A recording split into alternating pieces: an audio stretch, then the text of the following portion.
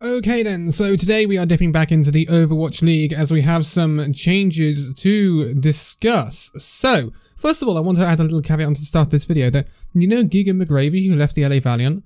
Well, they're now the entire tank line of Revival in NA Contenders.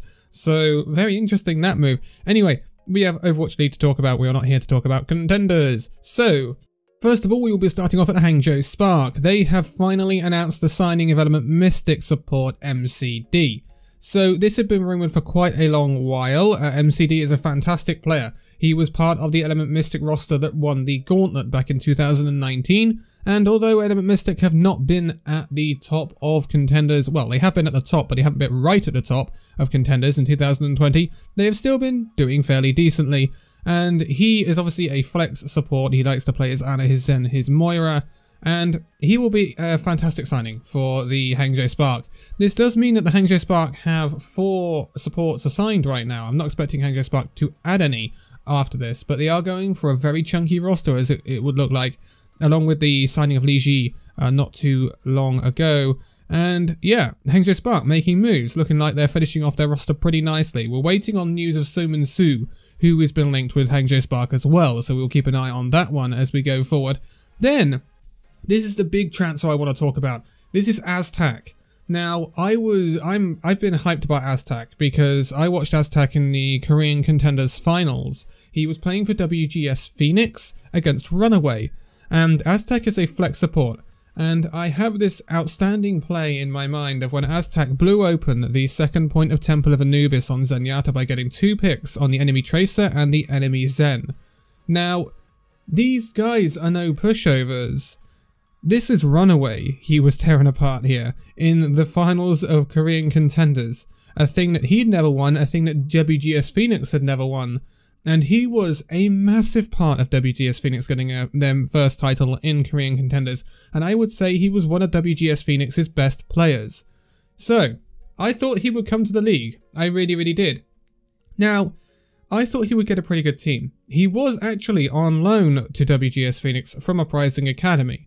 So, Boston Uprising kind of had to jump here if they were willing to offer him the money. The problem is the Boston Uprising decided to keep hold of Myeongbong, which is obviously going to put a caveat to them signing Aztac. This meant that maybe someone else in the league would sign Aztac. I thought it would be a pretty big team. I thought someone like Shanghai might come in to swoop him up and replace Izzyaki and Luffy in one fell swoop. But that hasn't happened. He's going to the Toronto Defiant. Now, I think this is a massive coup for the Toronto Defiant to pick up a player like Aztac. I thought Aztac would be, as I just said, one of the bigger pickups in the off-season coming up from Contenders, alongside the likes of Mag, etc. So for the Toronto Defiant to be able to pick up a player like Aztac really does bode well for the future of the Toronto Defiant transfer window, because that shows that they have got some pulling power. It shows that they are able to bring in some very good players. Aztac will be a great replacement for Kariv.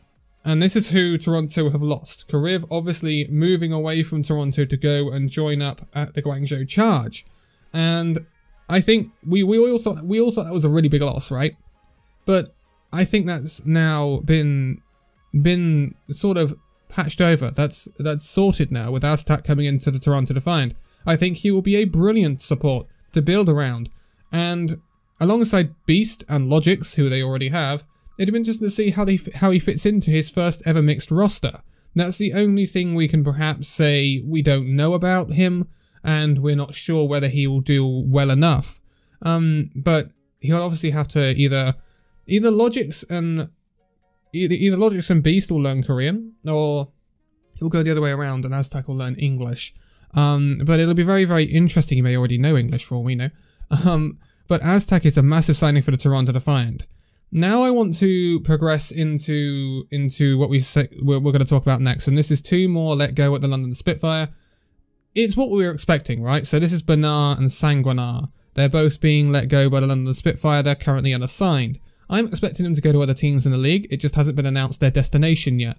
It will probably be announced sometime after this video is recorded, but before it goes up, because that's normally how it works.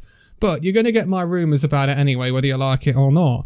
And so Bernard and Sanguinar Sanguinar was a massive rookie coming into last year, and he really did well at London Spitfire in my opinion. I think he did darn good, considering he came from an academy of Gen G, like Gen B or Gen and Gen S. I honestly can't remember which one. I think Gen S is the academy of Gen G, and then Gen A is the academy of Gen S, and then Gen B is the academy of Gen A.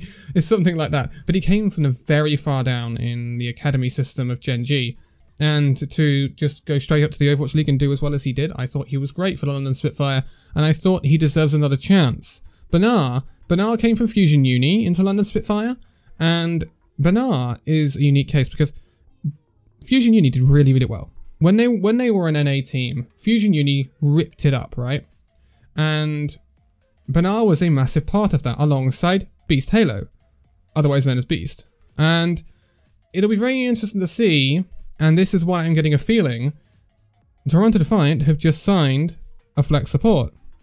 They're looking for a main support. They're looking for an off-tank. It's funny how Bernard and Sanguinar get let go not too long after Aztec was revealed as a Toronto Defiant player.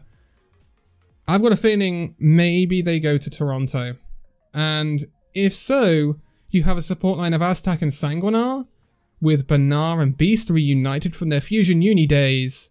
Then you've got Logix and DPS alongside whoever Toronto decide to get in that DPS role, and the backups they get as well. If that happens, then we're actually looking at a Toronto Defiant that I think will be okay. I don't think it will be like a top 6 team. I don't think it may squeak into the top 10. But I think it will be a much better Toronto Defiant than what we saw last year. That's if this happens, of course. Now, Bernard was good for London Spitfire. Like, I think he was one of their best players. I think also Sanguinar can be bundled into that as well. Putting them alongside an absolutely fantastic flex support in Aztec, and then Beast. Beast needs some work. I think we can all agree with that. Beast was not fantastic for Toronto Defiant last year, far from it. So what I'm saying here as well with Bernard issue is they let Beast go, Toronto. They let Beast go. He went to American Tornado and North American Contenders. And then Toronto Defiant were like, actually, nah, we're going to have you back.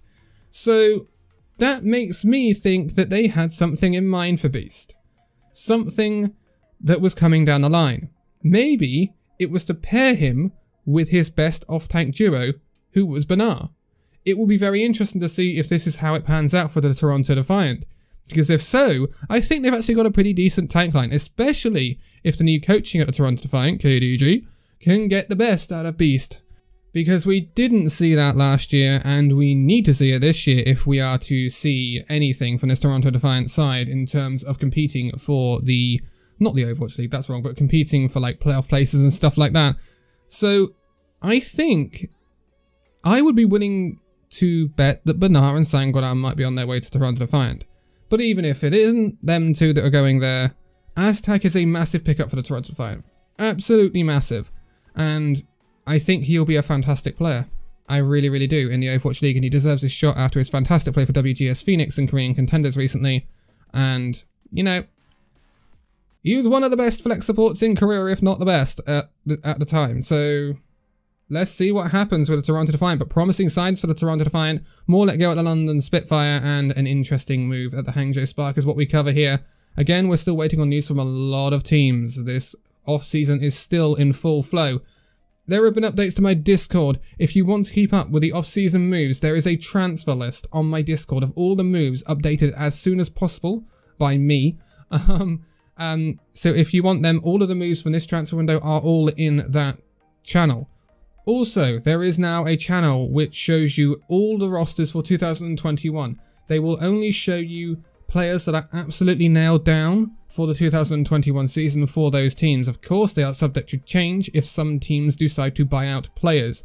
We saw, for example, QOQ leave, even though he was assigned for 2021 for the Hangzhou Spark. Again, Fearless is another one as well, who moved to the Dallas Fuel from the Shanghai Dragons. But I am going to leave it here for this one. Join the Discord. It is in the description below, along with my Twitter, and please subscribe. Wait, I do this in the outro. Why am I doing it now? Anyway, thank you guys so much for this video. If you'd like to give a like, subscribe if you're new, and I'll see you in the next video. See you then.